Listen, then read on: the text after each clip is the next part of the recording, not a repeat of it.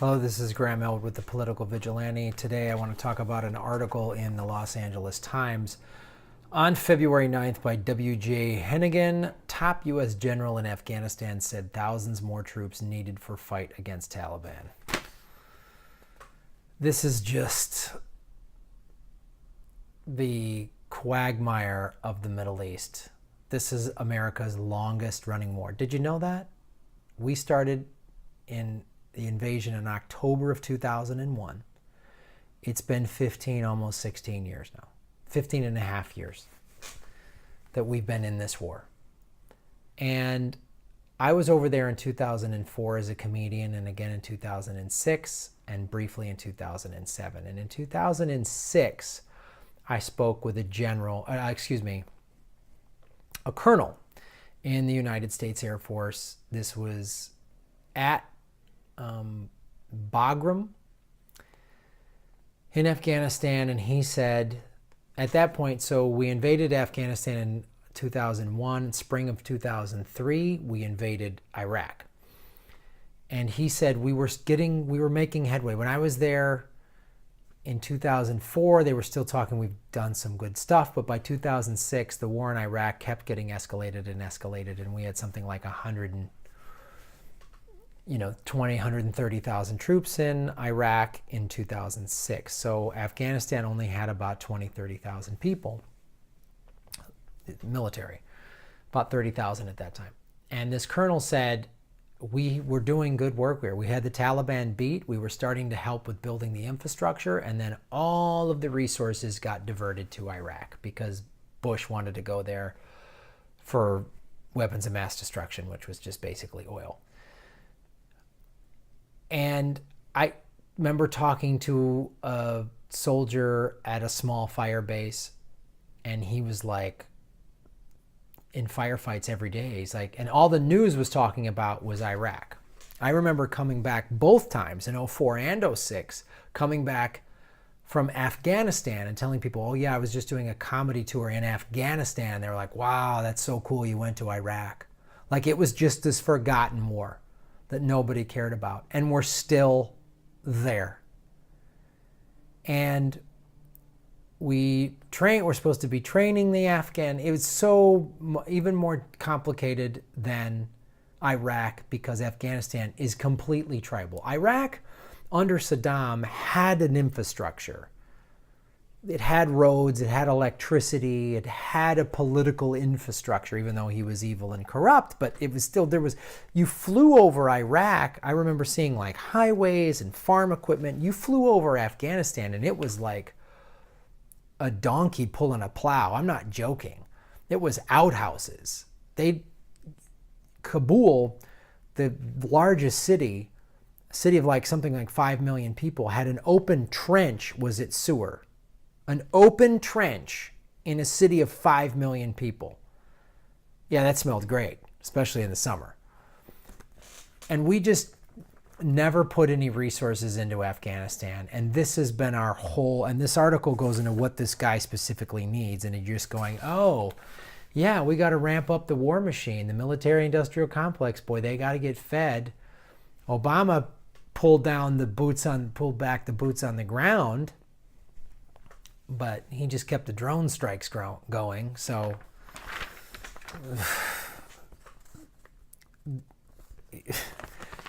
this is our lineage in the Middle East, right? So we backed the Shah of Iran in the 70s. He was awful. He tortured his people. Then he got deposed when the Ayatollah took over in Iran. So, because we needed their oil. So then we backed Saddam Hussein in the Iraq-Iran war in the 80s. There's a photo of Donald Rumsfeld with Saddam in the 80s. We backed the Mujahideen in the 80s when they were battling the Soviets, when the Soviets attacked Afghanistan. Then we just abandoned that country, watched the movie Charlie Wilson's War, and it had had nothing but like 30 years of war. There's photos of Afghanistan in the 60s and 70s, and Kabul was called the Paris of the Middle East, and people were wearing hip clothes and they were listening to disco music. And then we just, plummet them into war. Here's the thing about Afghanistan. They don't have oil, but they have minerals to make cell phones and all of that stuff. That, of course, I'm participating in right now. So we're going to run down some stats, guys. Top U.S. commander in Afghanistan said Thursday that he needs several thousand more troops to help Afghan government forces break a stalemate with the Taliban less than a year after President Obama drew down American forces. Senator John W. Nicholson Jr. told the Senate Armed Services Committee that more troops are needed to help train Afghanistan's military and police forces as they battle Taliban insurgents, Islamic State militants, and other militias. We have a shortfall of a few thousand, he said. Oh, man. It's like we don't even... There was a general in the Pentagon before the invasion of Iraq that said the only way we could really do that country correctly, if we were going to invade, was 500,000 troops. Well, that's not good. We can't do that. And the only way to get 500,000 troops somewhere is to do a draft, and there's no way we're doing that. So we just sent out this piecemeal and a 10,000 and 8,000, and we hem and haw over a couple thousand, and it's just like, it's just all ridiculous band-aids to just keep it going. And Hamid Karzai was put in power by us and by oil people in Afghanistan. Ugh. This is in its 16th year. Trump has said very little about the war in Afghanistan. He has spoken far more about the U.S. military efforts to defeat Islamic State in Iraq and Syria, where the militants have lost ground over the last year. The Taliban, in contrast, controls more territory now than at any point since the U.S.-led invasion in 2001, according to United Nations estimates. And the Pentagon has far more troops in Afghanistan than in Iraq and Syria. It's tribal. It's a quagmire. We keep sending people there. We just go, that's America. We just go blow shit up and then try to fix everybody. And it's unbelievable. Here's more of what this General Nicholson says. The Afghan government controls about 57% of the country's populated districts, down from 72% in November 2015, according to a report released January 30. Our Afghan partners have been sustaining very significant losses, Nicholson said, and I'm not sure that's sustainable.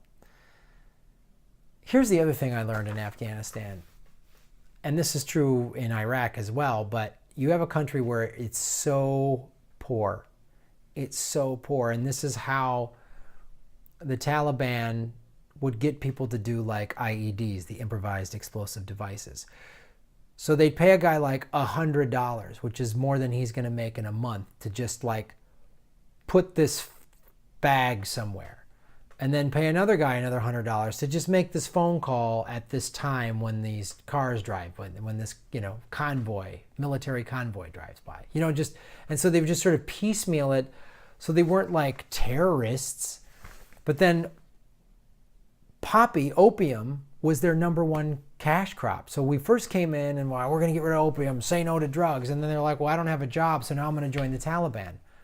We have given them no solutions on any level. And it's just like a flagrant disappointment. The final thing that Nicholson said is that Russia was legitimizing the Taliban by creating a false narrative that the fundamentalist Sunni Muslims insurgents are fighting Islamic State militants who are also Sunni Muslims in Afghanistan. He said Iran continues to arm and fund Shiite Muslim fighters in Afghanistan. When we look at Russian and Iranian actions in Afghanistan, I believe that they're trying to undermine the United States and NATO and prevent this strong partnership that we have with the Afghans in the region. It's more this Russia-NATO talk. I don't know if it's like Trump just wants World War III, or it's like him and Putin sat down and went, hey, let's put the old show on the road, the old Soviet America show of fighting on the road, so we can justify buying all of these, weapons and spending all this money. I think we're just headed for more war. That's what it seems like. It's pretty disappointing. I don't know if I can go back there and do more shows over there. I'm sure there's comics willing to do that, but I've done that enough, and it's scarred me too much, and I don't want to do it again, and not for this president. Thanks for watching. Like, subscribe.